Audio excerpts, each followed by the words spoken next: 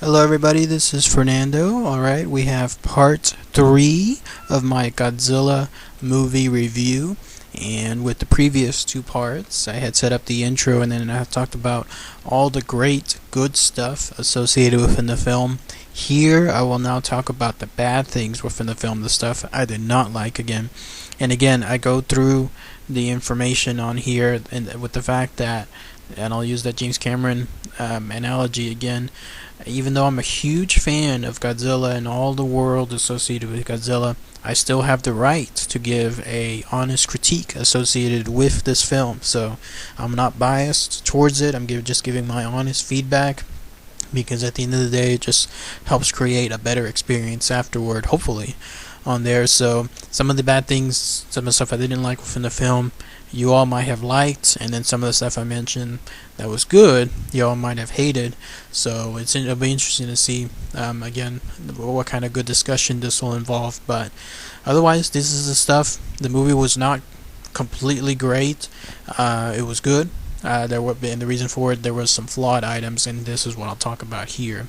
Now, the big elephant in the room, the one thing that I'll mention up front, and sure enough, this was the one that every single review highlighted. I have yet to find a review that did not highlight this. So it's the big elephant, it's the 800-pound gorilla in the room, and that is the fact: why, oh why, oh why did the film have to cut away from certain action scenes on there? You and I know exactly what I'm talking about. These are the scenes that could have elevated the movie from the good status I'm giving it to the great status that it has been, and it all zeroes down to that very first Godzilla reveal on there. Again, you and I know exactly what scene I'm talking about. After an hour of teasing Godzilla and giving him the proper introduction, the absolutely powerful introduction of his gigantic foot stomping down on that airport, again making several of the theater goers in my theater gasp with his relative size, and then the camera panning upward, the Muto looking all scared and going into an immediate defensive attack mode, and with the camera finally showcasing Godzilla in all of his glory and himself letting out his gigantic roar.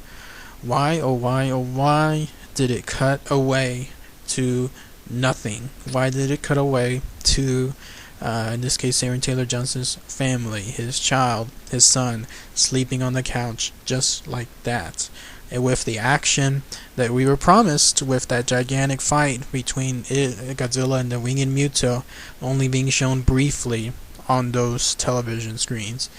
What a complete loss of opportunity this movie would have had. It would not, I will repeat, it would not have been detrimental to the final fight afterward at the end of the film. Everybody remembers Jurassic Park for one reason, the T-Rex at least for one reason, and that is its absolutely perfect introduction within the middle of the film. Up until that point in Jurassic Park, we had not seen a single dinosaur, not even that raptor at the very beginning, other than a brief shot of its eye. And when the actors in the Jurassic Park movie, when the characters first started their tour on there, we didn't see any other dinosaurs, not until that fateful night when the rain started. And then you finally saw that sheep, or was it a goat? I believe it was a goat actually, that was just standing out, being used as bait. And then you heard the thumps, you heard the roar, you saw that glass vibrate, you saw that claw touch that electrical gate that was no longer electrical, and it was on at that point. Then the T-Rex made its debut. It absolutely riveted the entire movie, the entire scene at that point, as it attacked the two car full of characters on there. Tore one car away, ate one guy, threw another car straight off the embankment on there.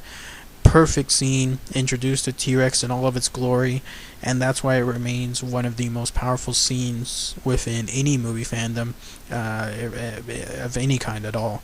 What a way that this Godzilla film could have had it as well. Imagine if the movie would have stayed, instead of cutting away, if it would have stayed on that shot with Godzilla taking on the Muto, Godzilla fighting in all of its glory, even perhaps having it be a short fight of some sort, maybe 2 minutes, 3 minutes long at most on there, with some excuse coming along to have the fight broken where nobody wins and the Winged Muto just flies off on there, but we get to see Godzilla right after his absolutely perfect introduction, see what he's capable of, but it teases it at that point because of how brief it is. Why not have something like that? Why did it have to cut away? I can't believe the absolute perfect moment, the lightning in the bottle that could have been captured with that scene on there. It kind of put me in a bad mood afterward with the rest of the film, because again it happens with the female Muto taking essentially going through the Las Vegas High Line, and again once again everything being shown from faraway monitors on there. And then the third time it happened with the Winged Muto flying straight through the city, and Godzilla coming on board, rising up from the rubble, with Elizabeth Olsen's character looking on in shock as you have these two giant monsters about to fight again.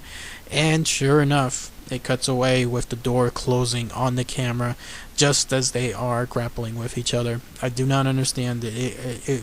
Gareth Edwards, if you or anyone else associated with the film are listening to this, or anybody else with Warner Brothers or Legendary Pictures, it would not, I repeat, it would not have been detrimental to anything else associated with the final fight. This was the stuff that everyone is being geared for. This would have made the movie go from a good to an absolutely great status on there. Instead, we as audience members had to essentially salivate up until the very end, when we now had a fight.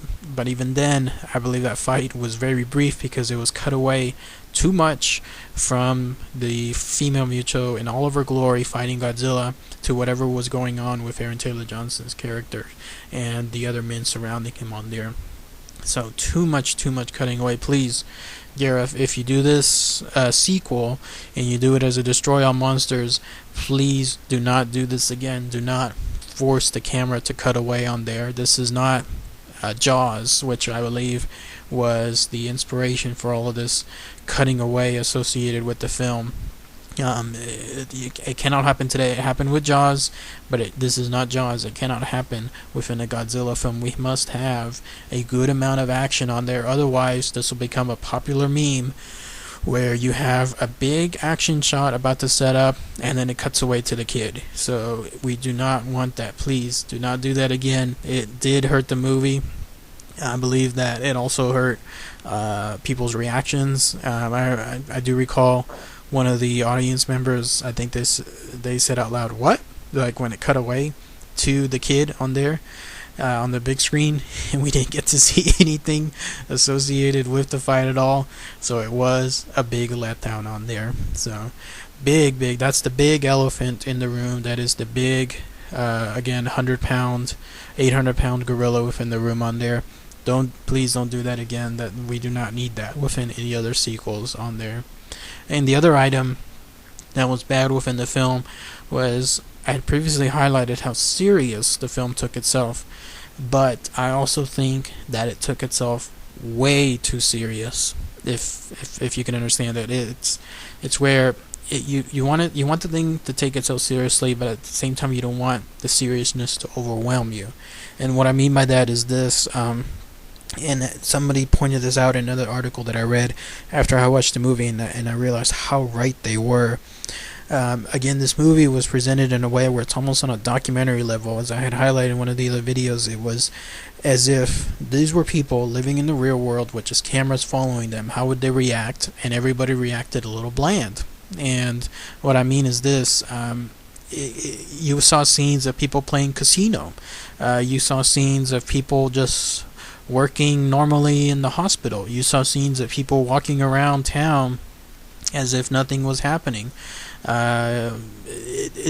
a real world, if something like this happens on a mega level where you have 3 gigantic monsters that could absolutely wipe out cities left and right, you would not have that happening on there. You would have people looking more riveted, people looking more suspenseful. You would have people looking more worried, looking more anguished. I guess what I'm trying to convey is that it would have been helpful if the characters themselves weren't so serious about what was happening on there. I think that the Admiral should have been a little bit more lively.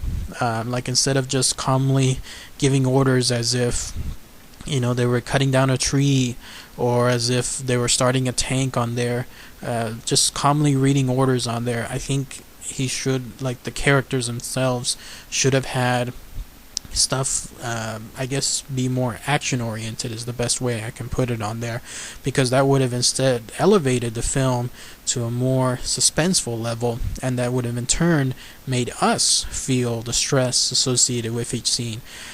I guess I'm trying my best way to put this, but it seemed like they were saying the lines as if there was an 300-foot tall monster standing outside, but the way they were saying these lines and the way they were acting these lines, it certainly didn't seem that way. Again, it seemed as if they were just doing their mundane, usual routine, as if this happens all the time on there. Instead, if this was, say, like an Independence Day movie, where you really had the actors in each scene looking and acting and going, oh my god, there's aliens coming, there's aliens attacking, people running left and right. I think that would have created the proper suspense that this movie needed. Instead, everything was so bland on there. There was no sense of suspense. It was all against just meh. Like, it was just as if, oh well, the monsters are attacking, let's just see what we can do. Do we have an idea? Yeah, let's follow that idea. Let's try out this other idea. No, it should have been far more suspenseful on there. And I hope that I conveyed it correctly. I hope there are others out there that agree, I guess, with what I'm stating. But that's the sense that I got. And when I read that within another review, that's what made me think, alright, this is it too. This is what could have led the film to go into a great status. Again, I go back to the Jurassic Park film. Imagine these people, if they discovered these dinosaurs for the first time, coming onto the island on there, watching that gigantic Apatosaurus or whatever it was grazing the field on there. Imagine if they just looked calmly and then looked away. You wouldn't have gotten the sense of awe that that scene should have deserved. And certainly when the T-Rex was attacking, if they were just calmly just looking at it and they're just walking away instead of running for their lives and screaming as they should have been, then you and I would have appreciated the true suspense that the movie deserved on there. And that ties into another bad thing within the film. I think that some of the characters were also just written very bland on there. The biggest surprise was what Ken's character. He started off well. I was glad that he was more of like a cryptozoologist, somebody that tracked and hunted, in a sense, these mythological creatures, and finding out that they truly did exist, and actually nurturing one. I guess you'd call it nurturing with regards to that egg or that cocoon that was within that power plant of some sort. It was very fascinating on there. But then when he started quoting his wisdom-like lines, his mythology-like lines on there, once or twice it was fine. But then by the fifth and sixth time, when he started stating, when the camera would go to him, and then he would start stating some, again, ancient line of wisdom associated with these monsters, that was enough on there. So didn't really, his character kind of fell apart at the end. And with regards to the other acting, yes, Aaron Taylor Johnson's character is also pretty bland on there, and I'll talk about that more coming up. Part 4, which should be the last part within my review on here, so should be coming up soon. Thanks, everybody.